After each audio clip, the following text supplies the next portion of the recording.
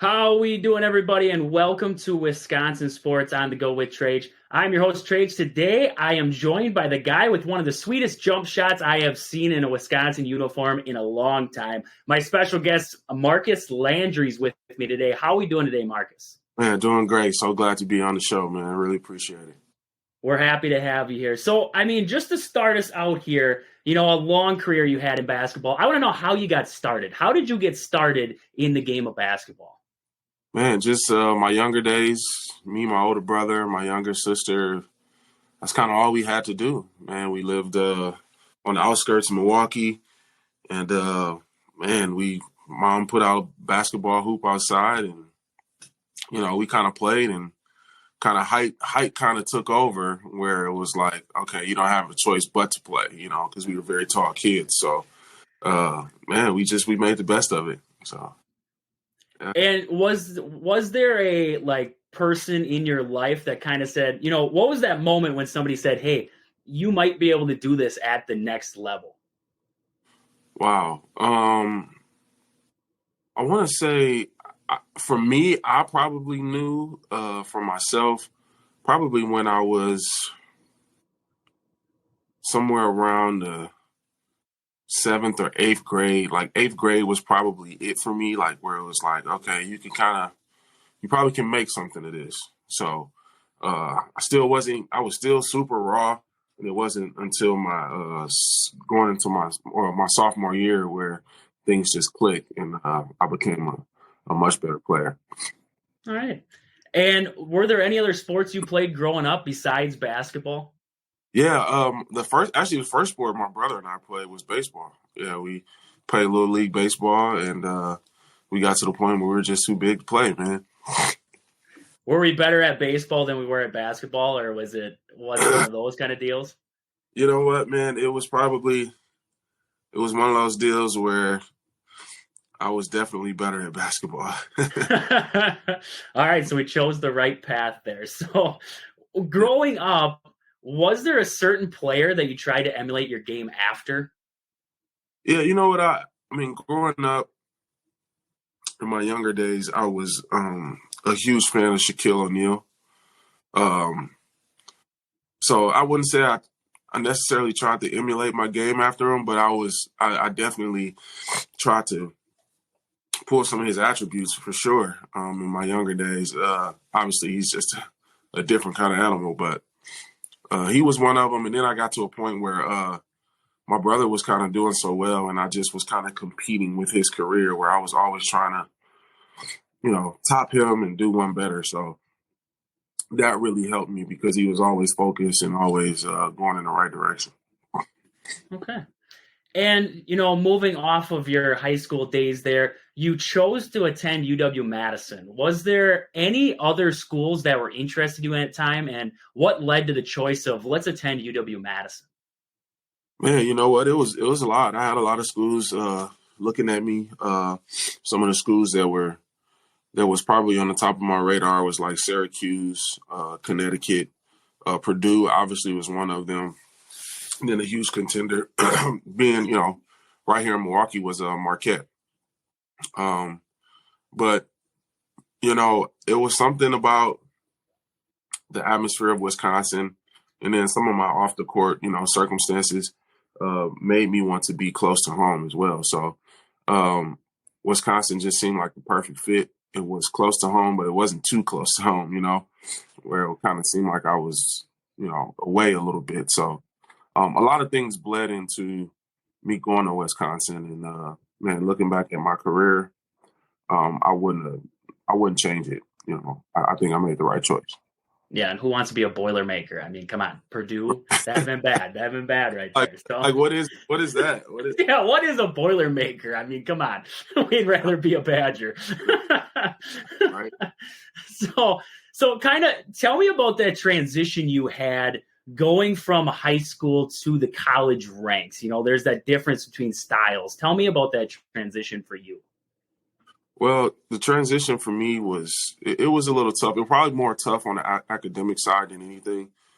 Coming in, I was very hungry. I wanted to play right away. Obviously, I had some academic issues in my first year, but man, I was hungry, and I think Bo knew.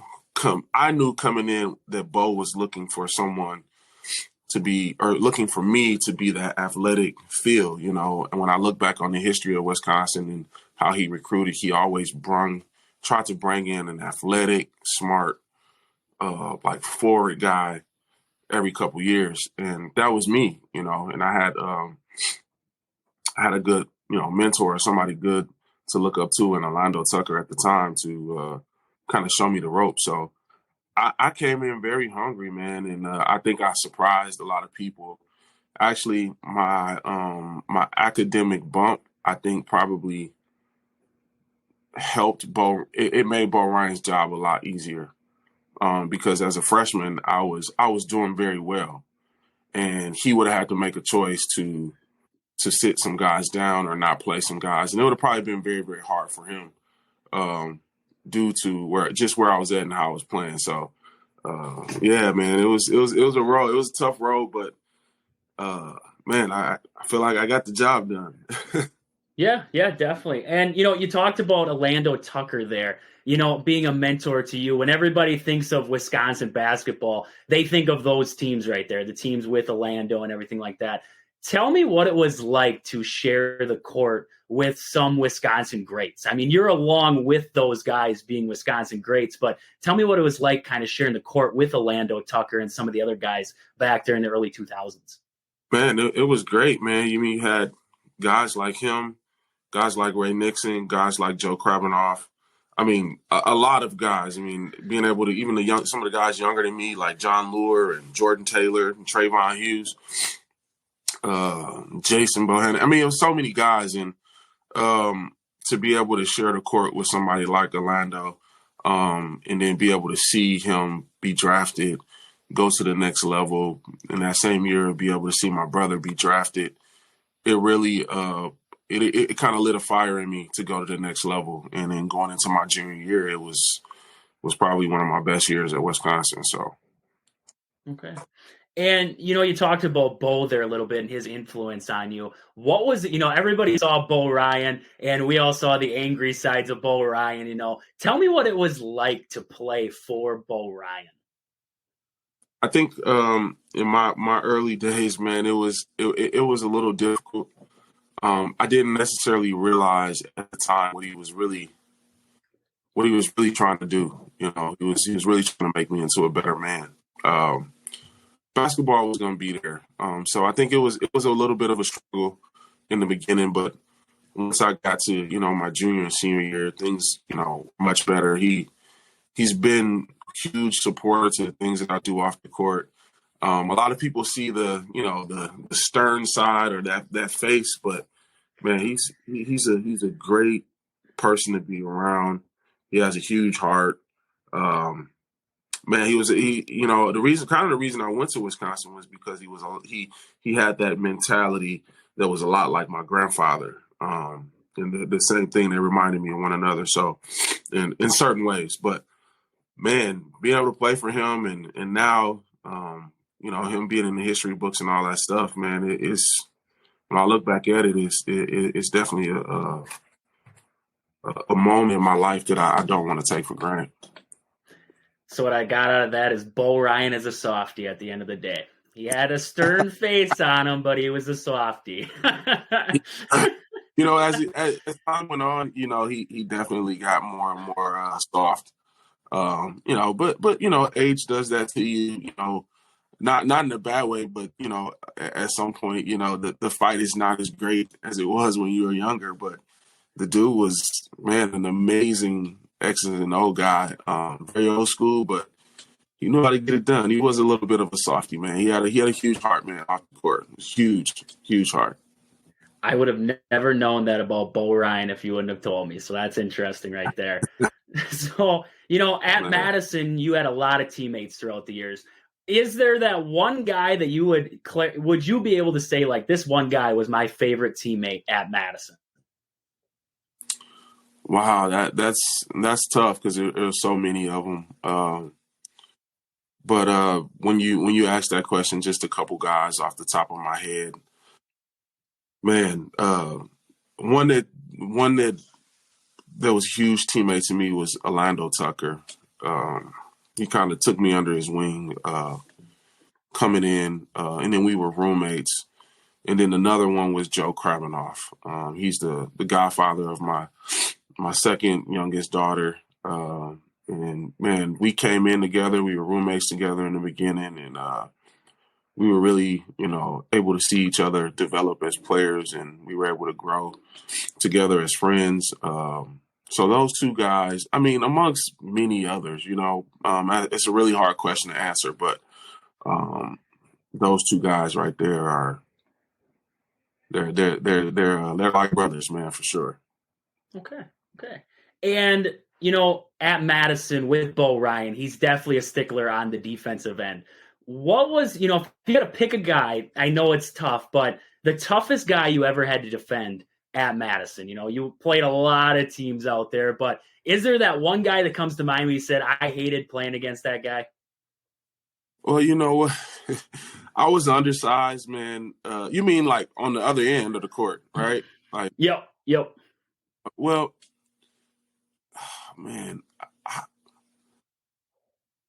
I would have to say it was probably at the time Greg Oden. I mean, the dude was he was huge. And in my career, I've seen some pretty big guys before, but nobody is as big as him. Like, that was kind of like the first go around of seeing somebody of that size and magnitude. So it would have to be him, man. It definitely have to be him. He was a different style of player. That is for sure right there. So in that 2007-2008 season, you guys had – what's that? I don't take it back, but another guy at the time who I actually had to guard that was tough at the time, it was his senior year, was Steve Novak. Oh.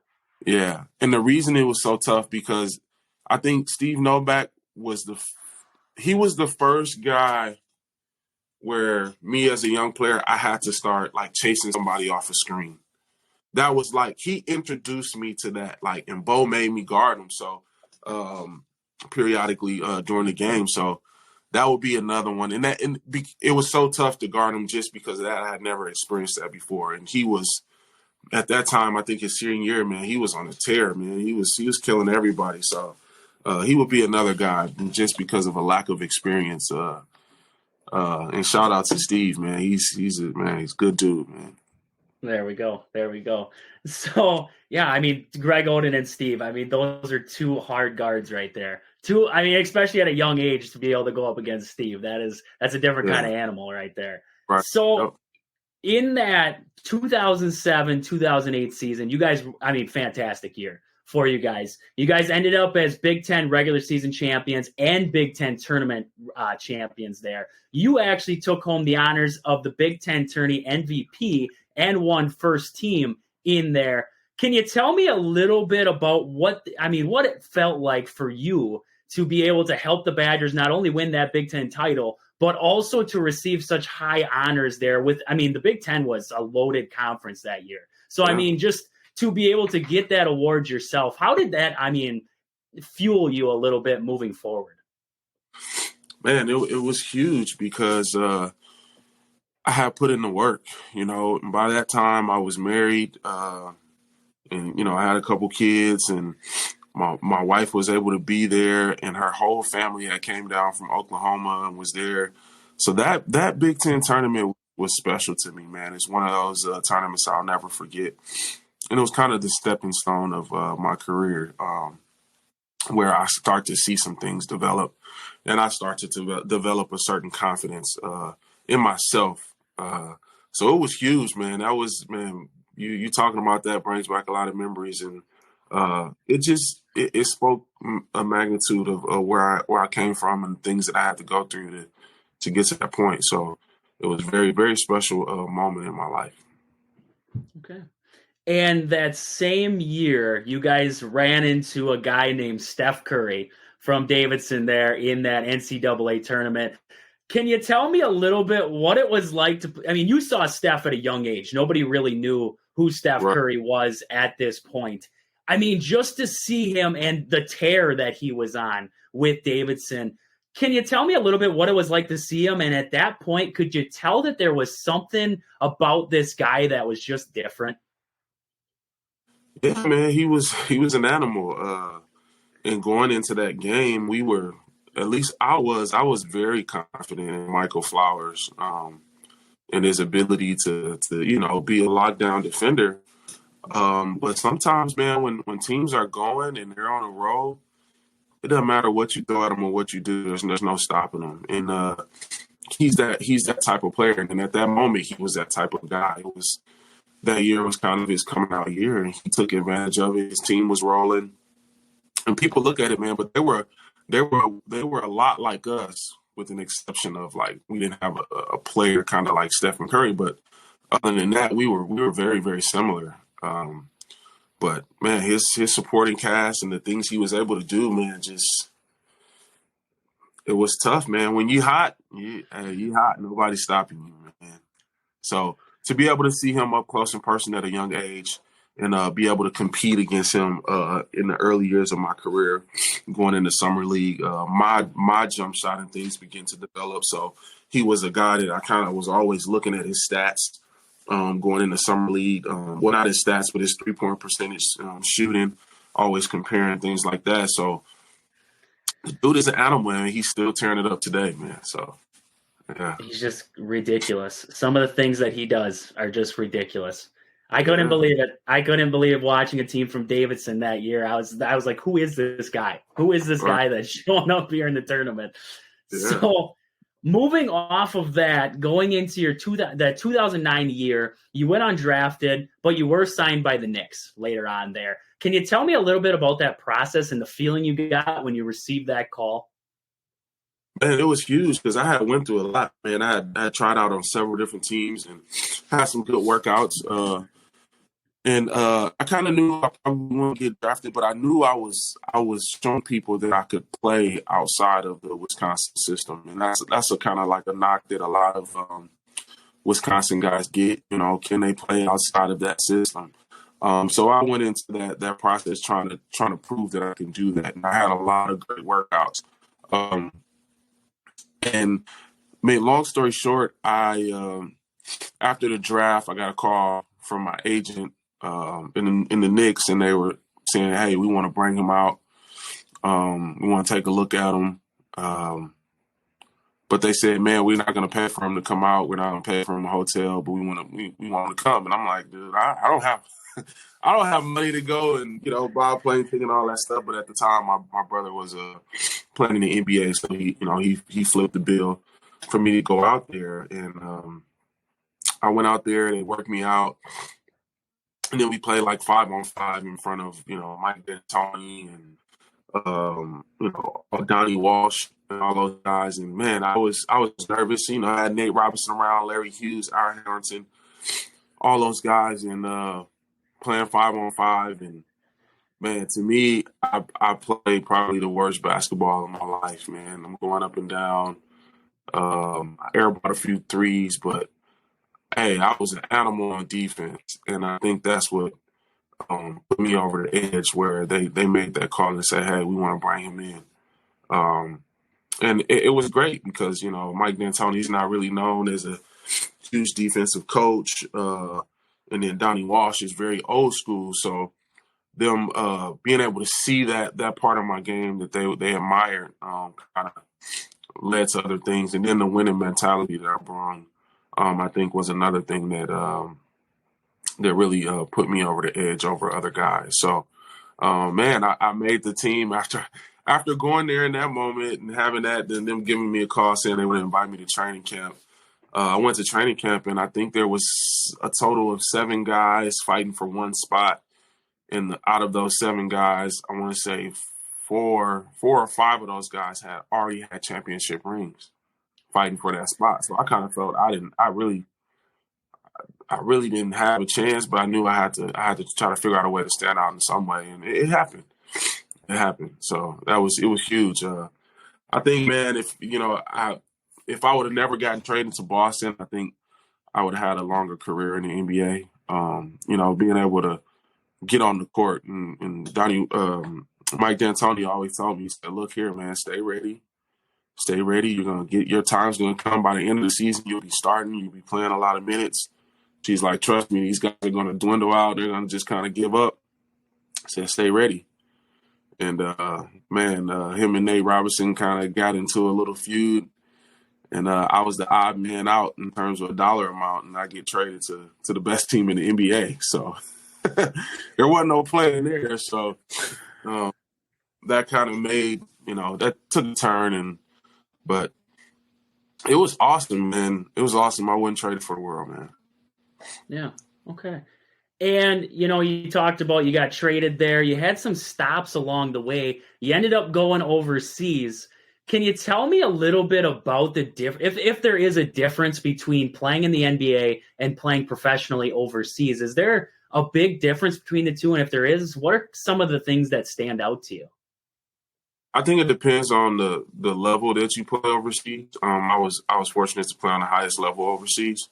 So when you see guys like Danilo Gallinari, Manu Ginobili, all these European guys, Giannis and all these guys, that come over here and have a great career, you're playing against guys of that caliber every single night. There's somebody on that team that, either has probably already been drafted or, on their way to being drafted. So it is, man, it's competitive.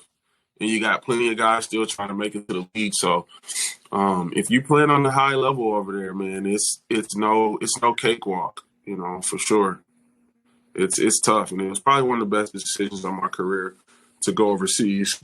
Have a lot of accolades over there, scoring champions in different leagues, MVP in the Italian league, different things like that. So it was huge, man, huge accomplishment. It's like an NBA over there. So yeah. Yeah, definitely. With the talent we're seeing coming from overseas, it definitely isn't a pushover league compared to the NBA. It's definitely right up there comparable. Not at all. Yeah, for sure. Yeah.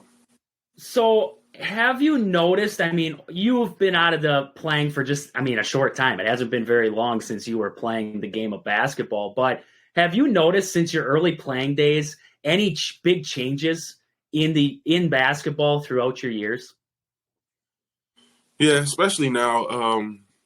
I noticed kind of threes were becoming a big part of basketball versus, in my younger days of playing, if you kind of took a three, it was kind of almost frowned upon unless you were like just some great shooter. But now it's like, man, if you take anything other than a three, it's frowned upon. So, if you're a great shooter, man, it's a great era to be playing, and that's probably the biggest difference that I see, along with the development area of basketball has really changed, man. The style of how people and guys teach the game of basketball has really changed, and you see some guys who probably in my day would never have, gotten a chance, but because the basketball has come like a year-round thing and guys are able to teach it on another level. You see guys who can really, really play if they're just students of the game versus like before it was just all based on talent. So, yeah, you see some great minds in basketball now, along with some great athletes too. So. Yeah, the game of basketball has definitely gone away from playing inside. It's definitely gone away from that over the years. Yeah. And, going along with what you said there, do you believe the game is getting more offensively oriented and the defensive side of it's kind of fading away on us? We're not seeing many guys who are great defenders anymore. Are you seeing that same thing right now? Yeah. And that's what I'm talking about. Like, the ability for people to teach the game of basketball to kids or anybody, moves, how to read moves and how to read defense and the type of move and mechanics, all that teaching, it makes it so hard to play defense. It's not that you don't see defense, but offensively, the game has like developed so much that it's almost making defense, irrelevant. Like look at Stephen Curry. Like, what are you gonna do with this dude coming out and shoot? There's really nothing you can do.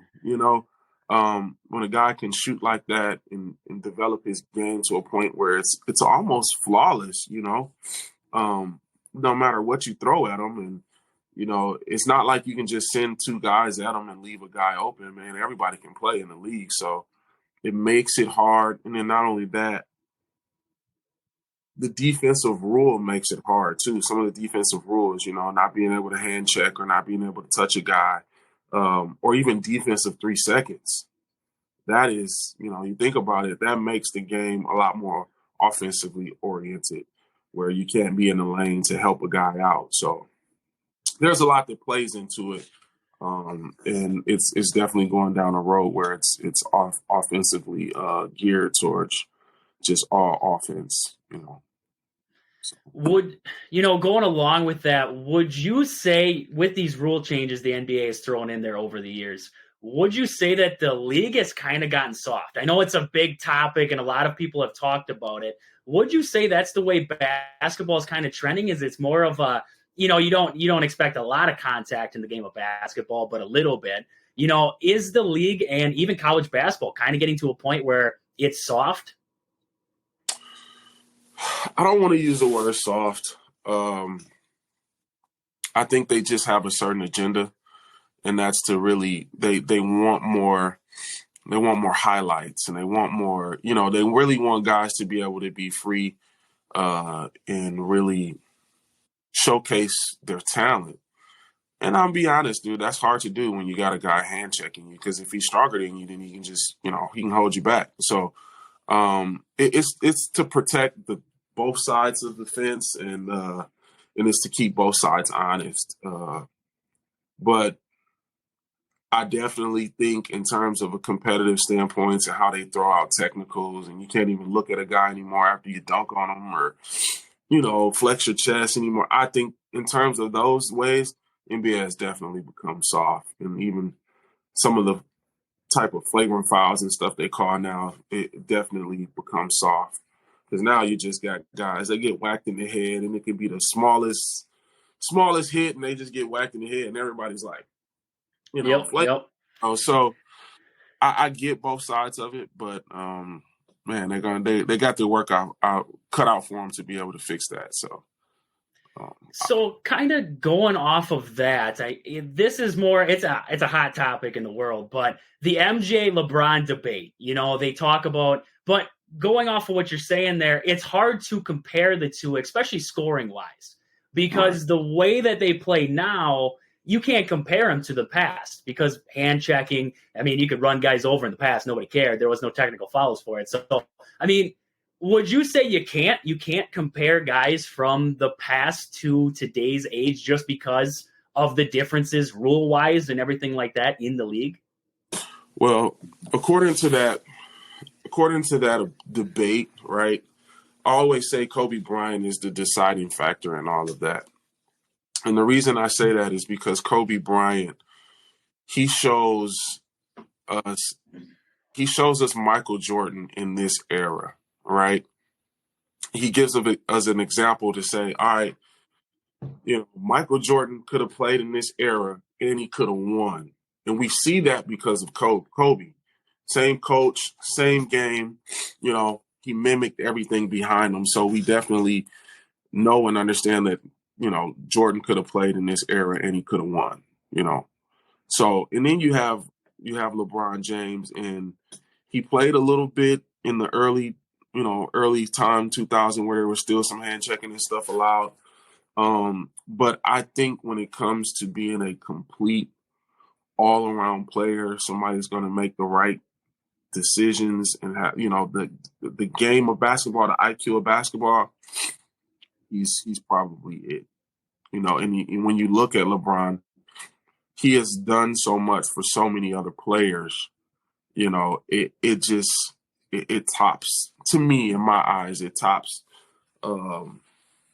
Michael Jordan. But it's definitely a debate that, no one knows the answer to. No. But, right now, I just look at it from a whole standpoint, like on and off the court. The things he's been able to do for players, how he's been able to change the league. I'll probably have to to probably give a little bit of the edge to LeBron James. So, yeah. We're going to have to differ there just because I'm a Jordan guy, but we're Well, just I going am. to have to. I definitely am too. But as a player, when I see how he's made it easier for guys like myself, coming into the league, and how he's given the power to the players, and for them to really let their game to decide how good of a player they are versus allowing the GMs to decide that.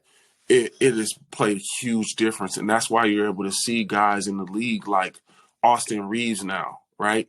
You're able to see guys in the league that you look at and you're like, man, I don't know if you ever would have made it, but it's because of the kind of atmosphere that LeBron has brought to the table. And I don't give in my eyes, LeBron only has one championship, and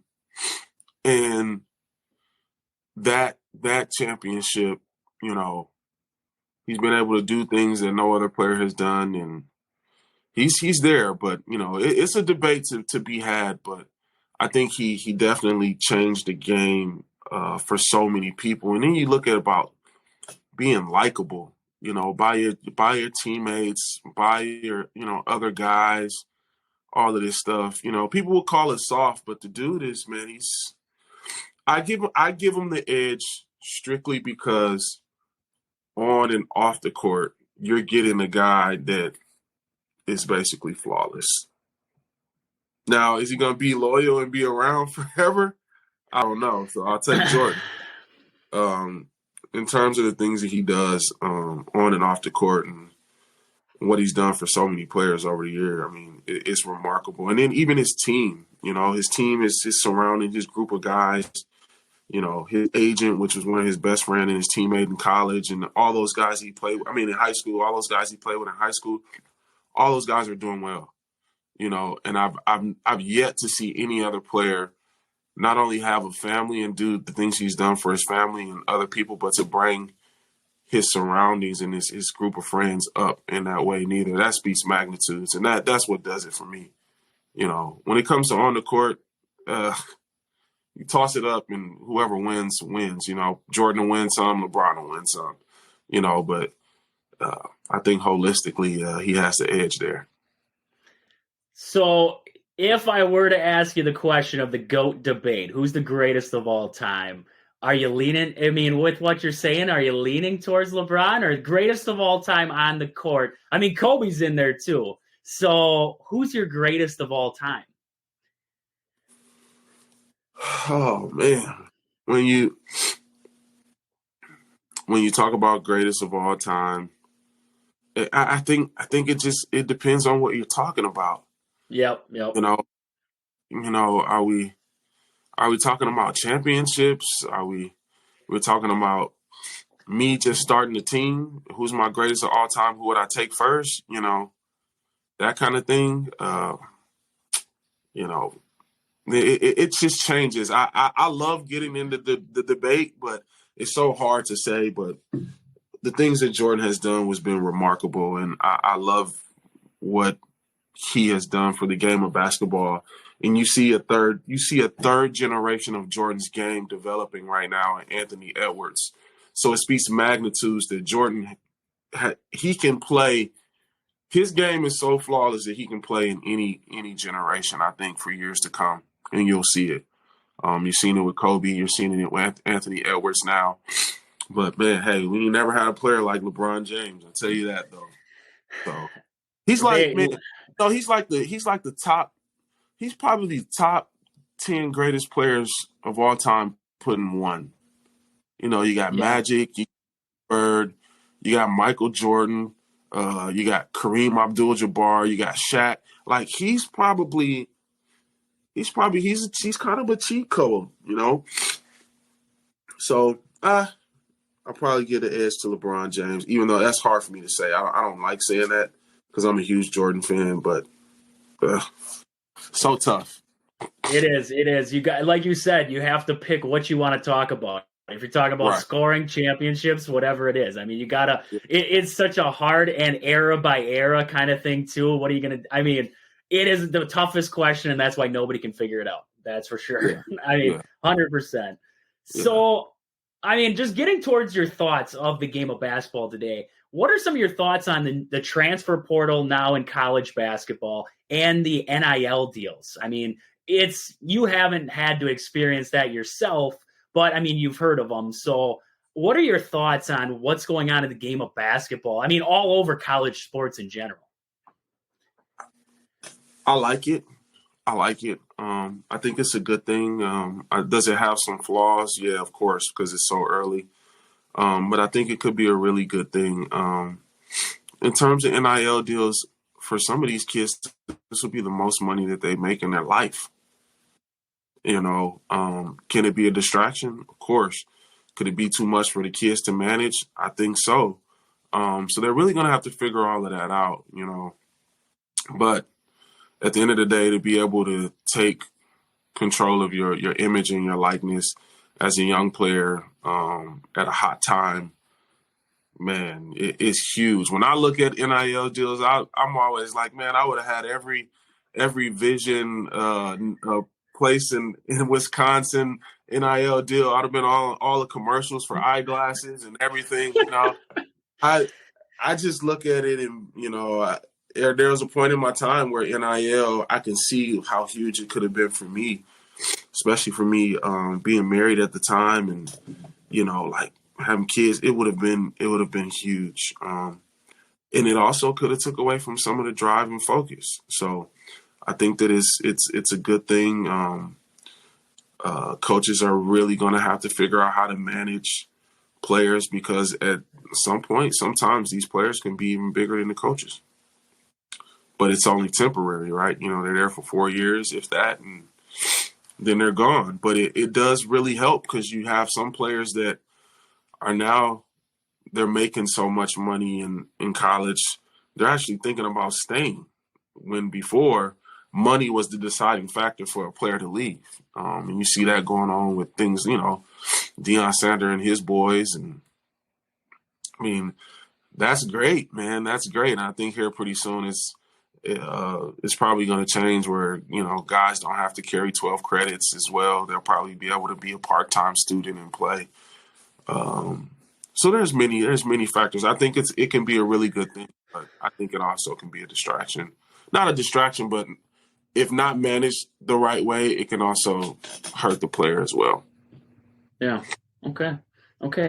And, going off of that, the Big Ten's expanding. We're seeing a lot of conferences expanding right now. What are your thoughts on, the Big Ten now becoming, I mean, we went out east, we got Rutgers, we got Maryland, and now we're going to the West Coast. We're getting Washington and USC, UCLA, and Oregon. I mean, do you think it's a problem? I mean, looking at it from the time zones and everything else, do you see it as a problem? No. I mean, they do it in the NBA.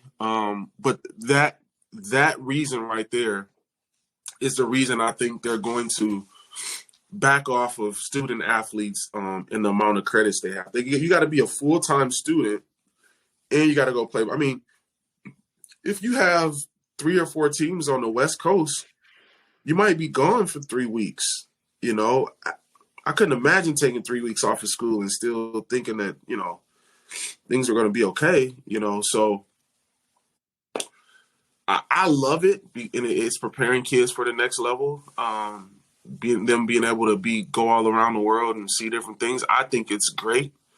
I think that you'll probably just see a lot of lack of academics with guys. You'll see a less of graduation rate, especially when it comes to some of the schools that are like heavily like all basketball. But I think it's great. I would have loved to go out west and east. When I was playing, we just kind of stayed around here. So yeah, that's huge. Okay. And getting off of basketball for a second here, tell me about life after basketball. What are you up to these days? Well, I retired 3 years ago, and I'm currently farming. And I'm bringing youth and inner city kids and families into this space here on our farm where we're teaching them to be more sustainable, really sharing with them a different way of life, for me, I could have easily gotten to basketball and stayed that route, but there's a lot of kids out here that needs to see something different. And I love land. So we have animals, we have programs for kids, we have Clydesdales. Every animal you can think of as far as, farming goes, we probably have it. We're just bringing kids out and families out. We run food pantries and programs to really give back, man. All the stuff we talked about today, I've been blessed in my life to play the game of basketball and make great, money, and, being able to give back in this way is huge. It's huge. And I'm interested because I show horses too. Tell me about, people are interested in that kind of thing. Tell me about showing horses for you. Man, you know what? It's a way for me to stay competitive without it being something that puts me into like an overdrive state. So I'm able to be competitive and then bring my daughters along and bring other kids into this space who would have never gotten a chance to do anything like this, and show horses and drive horses and do all that kind of stuff and show cows and show chickens and all that stuff. So it's huge, man. I love it. I enjoy it. It's a you can definitely take it to another level in competing, but I'm just trying to get, the kids, there to compete and love that space, and do something different. So I love it though, man. I really do, man. We got these big old Clydesdales out here running around, and they're gentle giants, and it's a lot of fun. So if anybody wants to catch you in action there, dressing up and showing a horse, are you guys heading to any fairs this next year? Yeah, we'll be at the Wisconsin State Fair for sure. We'll be at the Walworth County State Fair. And a lot of kids that are part of our programs, they'll be showing the horses this year. And you'll kind of see me in the background, making sure everybody's good to go and just kind of enjoying the moment. I'll probably do some showing too, but yeah, come and check us out. Yeah. There we go. Awesome. So I just got a couple more for you here. What advice would you give to a young player who wants to excel at the next level? What advice would you give to somebody growing up to get into the game of basketball? Be all in, man. Be all in. Separate yourself from all and any other thing that might be a hindrance or get in the way of you becoming a great player. And for me, my faith was a huge part of basketball for me, because you're gonna have good days, you're gonna have bad days. Be married to that game, man. Be married to it. And we still do a lot with basketball right now. I run a free basketball camp for inner city youth, and a lot of kids that end up getting cut from their basketball team. We take those kids and try to develop them and give them something to do so they're not out here going crazy and stealing cars and doing stupid stuff. So be married to it, man. It can be something that keeps giving to you for the rest of your life. So, yeah, that would be my advice. If anybody wanted to check out that camp, where would they find information about that? They can go to my Instagram page and they can contact me directly, or they can give a call over to West Care, Wisconsin, and sign up for that. But it's at Northcott Neighborhood House in the city of Milwaukee. Okay, yeah. Awesome. And, just two more to end it here. I got to know, this current Badger team right now, they've been playing well this year. Do you think they have the team and the firepower to make a deep tournament run this year, possibly get to that national title game? Here's the thing about tournament games, right? It's just a matter of who's hot, who right guys getting injured, opponents, just not having a bad day, and and they can win. For us, you look at us, like at one point we were number one in the country. We were supposed to win, but one bad day, the wrong time, things change. But I think if they continue to play the way they're playing with the chemistry that they have, they can definitely make a run. They can definitely make a run. And I look forward to watching them do that. So, yeah. It should be an exciting year right there. And to end it here, I got to ask, because a lot of people struggle with Greg Gard at times at Madison, his coaching philosophy. And you had a chance it was early on in your career that he actually started recruiting and everything like that, but you got to work with Greg. What are your thoughts on Greg Gard, his coaching style, his philosophy, everything like that? What are your thoughts on him? He's definitely a little old school, but, guys, you have to give a guy time. You got to give him time to get his own staff in there. You got to give him time to get his own play in there. And like we talked about before, man, he's right at year, 7 or something like that? Yep. Everything from the front door to the back door is handpicked by Greg Gard. Bo Ryan and all of those things have kind of like gone away. So he's able to – you got to give a guy enough time to make his stamp on the game, and you see him doing that this year. I'm a huge fan. I'm super proud of him and what he's doing, along with one of my best friends, Joe Krabanoff, who is there. We don't talk much because they're so busy, but man, I'm super proud of what they're doing, and what they're becoming, and to see him flourish and grow in that way is huge, and I mean that. Okay. And, before we end here, anything else you want to add to the end here?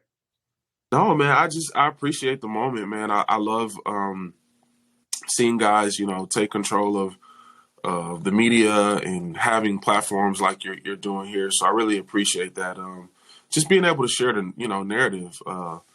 Everybody's not going to be a Skip Bayless or whatever, but it's pretty cool to give this platform to people that love Badger basketball or baseball or all the things that you do. It's huge, and I really appreciate it, man. So thank you for having me on, and appreciate it. And we thank you for joining us and talking about your time with Wisconsin. Yeah, no problem. Anytime. So with that, this has been Wisconsin Sports on the Go with Trage. Thank you guys for listening. We'll catch you guys back here tomorrow. But until then, deuces.